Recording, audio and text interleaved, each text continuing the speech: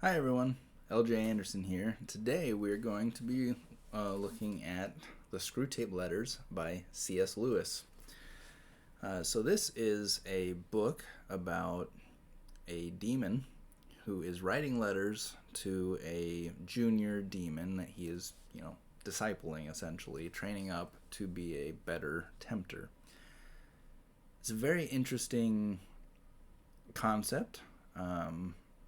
It actually makes for a great Bible study book in the sense that each chapter is relatively short, but it has it's got its own topic, and there's lots of things in each chapter to talk about and to dissect and to um, see if it's something that is happening in your own life, and it's just a very interesting book, especially just thinking the way that it's written from a demon's perspective.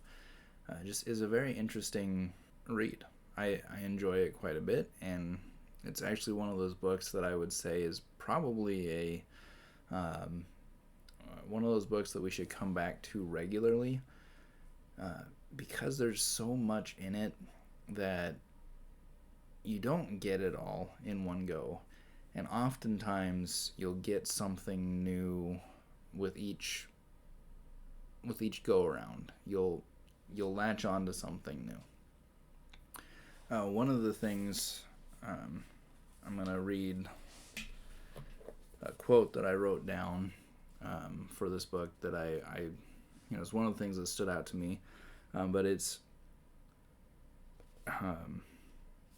on page 61 of this particular version.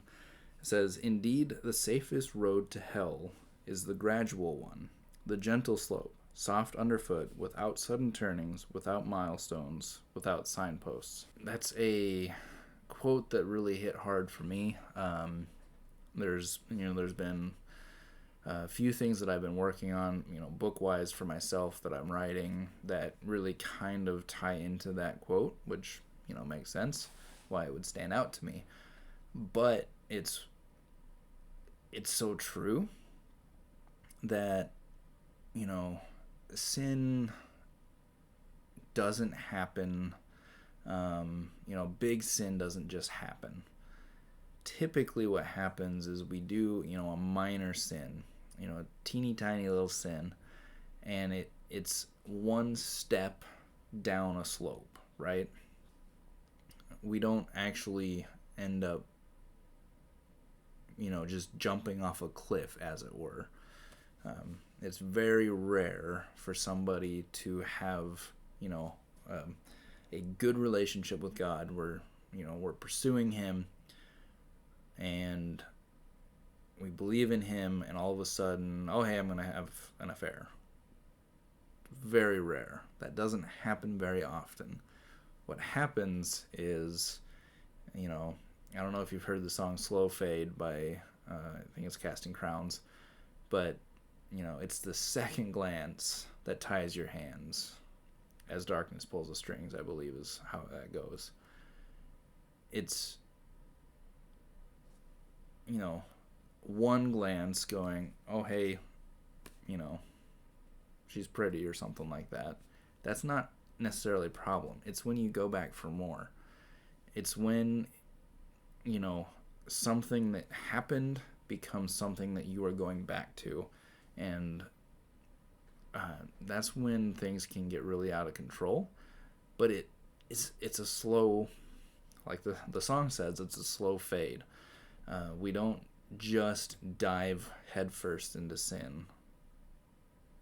Typically, I would say 99% of the time, somebody doesn't just jump into it, and if it looks like it, it's because if it looks like somebody just went headfirst into sin, it almost always is going to be a case of you just didn't see that slow fade part. You just saw that final dive, and it just is a big jarring thing. But the signposts were there. Even if you couldn't see them, in the person's life, or if we're talking about your own life, that's that's going to be the case. Like, there was signposts that were warning you, hey, this is not a good way to go. But, we're going there anyway. So that, that's an example of the kind of things that you can get from this book. There's just a lot of real good nuggets of information that, each chapter has its own topic, and it's all about trying to get this person to turn away from God or not to follow God in the first place. And so this demon is trying to do everything he can to make this younger demon succeed, basically. Of course, now that I have kind of gushed about this book, I'm going to talk about some things that are, a little problematic, but I think in this case they can be overlooked. And I guess first off, I'm gonna say something that I don't have a problem with, but others might. This book very clearly teaches that you can lose your salvation. Even the quote that I just gave, basically says the road to hell, is a slow one. But it's talking about believers, bringing those who are already saved to hell. And I don't have a problem with that. I believe that's a thoroughly biblical concept. You probably are getting tired of this already, but I have a book coming out on that. I think it'll be, if everything goes to plan, it'll come out probably this time next year. But stay tuned for that. I have lots of books that I'm working on and or in the acts of publishing right now. So there's that. But it's this idea that our lives, how we live our lives, matters. And to become a believer and then fall away to the extent where we, become as we were or worse than we were before we were saved.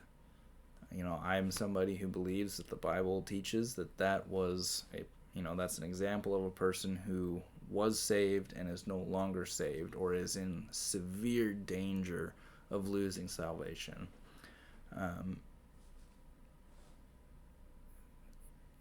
That is what it is. I'm not going to continue to defend that. It's something you have to be aware of when you're reading the Screwtape letters, though, because it is a concept that is taught in there. Of course, you can make the argument that it's a demon and they are liars, known to be liars, but the problem is this book doesn't set them out. Like, they're tempters, they're evil people. The book doesn't set out that Screwtape is lying at all to Wormwood, and so there's that. But maybe they just don't understand it. But I have a feeling that demons understand salvation as well as we do, if not better. So there's that. If you're opposed to the idea that you can lose your salvation, you will hit that idea in this book, and maybe it'll be a great talking point, especially if you do this as a Bible study, as a book study, I guess, not a Bible study. Then it can be a great talking point. But another weakness of this book, it's a theological problem that may be able to be explained away as well, is that this book is kind of a classic teaching on hell, in the sense that Screwtape talks about Satan. I don't think that he ever uses the term or the name Satan, but he talks about, our Father below, and it's the idea that Satan is king of the underworld, which is, kind of a classic view nowadays, but it's not a biblical view. Satan is not at all in charge of hell. In fact, it's very obvious in Scripture that God is the one who calls the shots when it comes to hell, and that hell has been designed for Satan and his demons and all those who don't believe in God and follow him. So that is a problem, but again, whether or not this is an issue kind of depends on, is Screwtape, are demons willing to admit that Satan doesn't have control of hell? I don't know. That's something that is, you take it with a grain of salt. It's what is taught in the book, but it might not, be what C.S. Lewis believed and taught. I don't know on that, I guess. I'm just engaging with this book, Screwtape Letters, and so that's something that is a theological problem that we should be aware of. But I don't know that it's really that big of a deal. Just as long as you're aware of it, Satan doesn't actually have any power in hell. He is, hell was designed for him, as a torture for him. And on a very similar note, C.S. Lewis,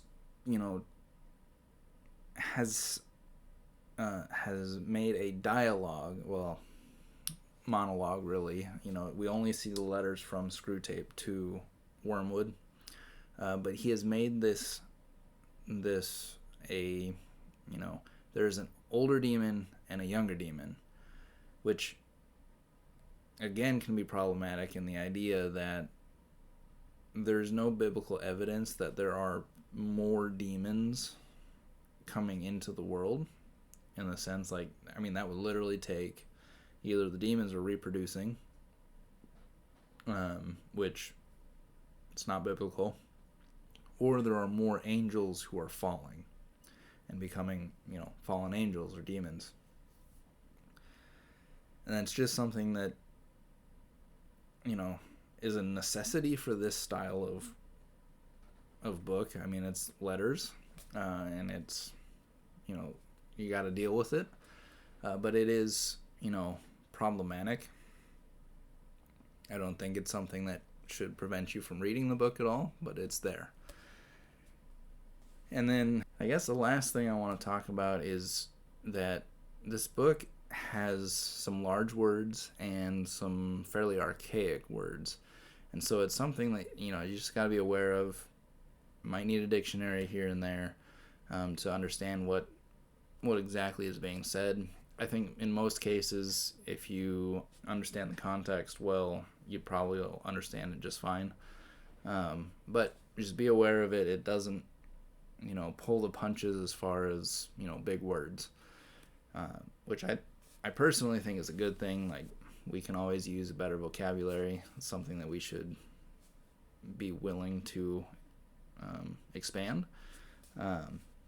So there's that. So if you like this video, please like and subscribe. And if you have not yet bought Theology and Apologetics, I will leave a link below. It is a book that engages with where they intersect. So apologetics is typically treated as a very narrow subject, but I believe, and I think I have demonstrated very well in this book, that they should be viewed as much more complementary than they are. So if you would like to read that, it's a nice short read. It's 44 pages in the print length, and it's available ebook, paperback, and hardback. So I will leave a link to that, and until next time, God bless.